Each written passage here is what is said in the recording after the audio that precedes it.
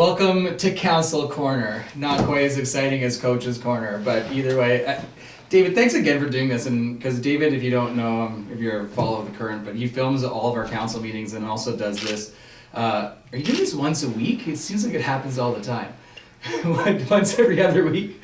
Anyway, he's doing it once every other week with a different councillor to give you guys updates on what's happening with the city, so this is a good thing. I have my little cheat sheet here of the few things that have happened at the last council meeting, and then I'm going to update you on what happened at our last development services meeting, and go from there. But normally I try and keep it under 5 minutes. I think I should be able to do that today.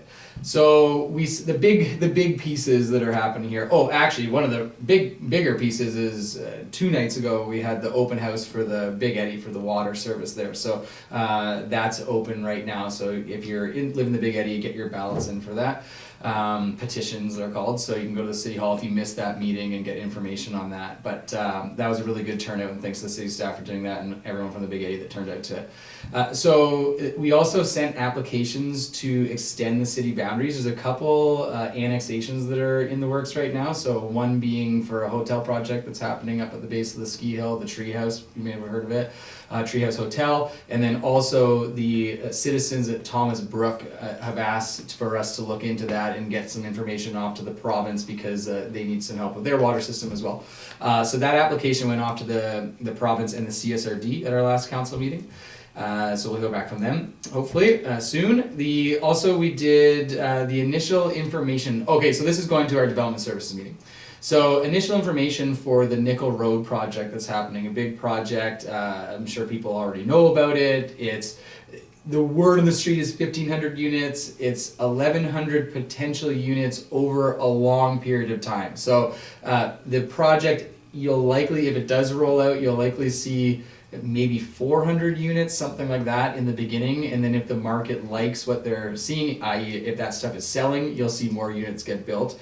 That is if it gets through its due diligence. But we had an open hearing on that. We got a lot of feedback from the public. That feedback went back to the developer. So the developer got us some more information, things that we asked about. That information is now starting to come back. So something along the lines of traffic reports, how the phasing details, how things are getting pushed out, the bus routes that are going to be working with that development, the walkways to the schools, that kind of stuff.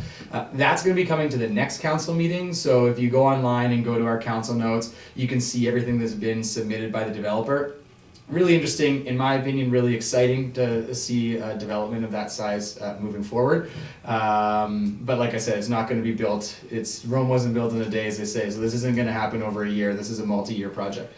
Okay, the next thing, we had suggestions to allot funding for a temporary, so we were talking about our bylaw. Currently, our zoning bylaw is extremely dated. I mean, Dean would know the exact date, but I think it's late 70s, early 80s, nothing's been changed since then. It's giving developers a hard time. They look at the zoning, it isn't reflective to what's actually happening out there. That even the previous council was looking to update that. So we're potentially going to put another body towards that so we can get that fixed up over the next 12 months, 16 months kind of thing. So we were talking about that at the development services meeting, so that may hopefully trickle down to a council meeting in the future. And then lastly, the affordable housing. I was just out today checking the new affordable housing on Oscar Street. Big shout out to BRP, the builders that are putting that together, everyone that was involved in it, and the Revelstoke Community Housing Society.